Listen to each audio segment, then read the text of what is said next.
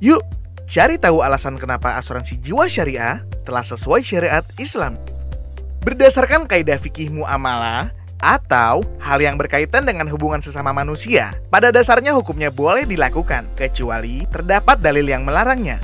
Adapun hal-hal yang membuat transaksi keuangan syariah menjadi terlarang, diantaranya adalah: pertama, terdapat unsur gharar atau ketidakpastian dalam hal kualitas, kuantitas, harga, dan waktu penyerahan pada akad tijari atau akad yang ditujukan untuk mencari keuntungan.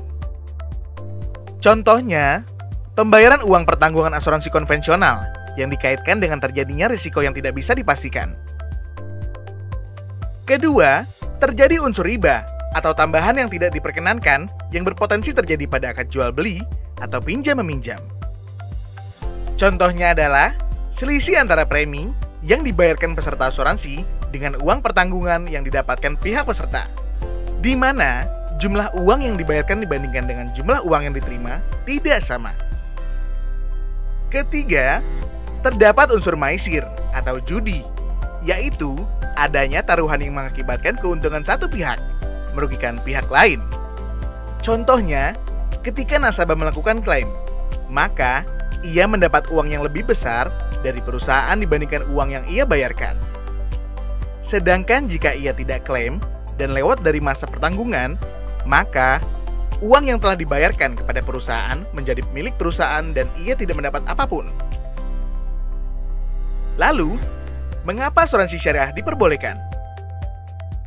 Hal ini karena asuransi jiwa syariah menggunakan konsep tolong-menolong antar peserta dalam pengumpulan dana untuk antisipasi risiko masa depannya.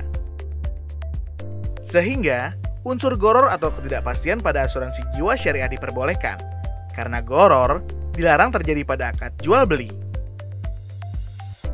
Sedangkan unsur riba tidak terjadi karena akad yang digunakan adalah tolong-menolong. Begitu juga unsur maisir tidak terjadi karena dalam konsep asuransi jiwa syariah, sesama peserta asuransi saling menjamin dan tolong-menolong, sehingga tidak ada pihak yang diuntungkan akibat kerugian pihak lain. Oleh karena itu, asuransi jiwa syariah telah dinyatakan sesuai dengan ketentuan syariah oleh lembaga atau organisasi Islam dunia dan Indonesia. Sebagaimana fatwa yang dikeluarkan oleh Muslim World League atau Liga Dunia Islam, The Organization of Islamic Conference atau Organisasi Kerjasama Islam, dan Dewan Syariah Nasional Majelis Ulama Indonesia. Jadi, semakin yakinkan asuransi syariah sudah memenuhi ketentuan syariah? Yuk, kita hadapi risiko masa depan yang tidak pasti dengan berasuransi syariah. Dengan tolong-menolong, semua akan lebih ringan.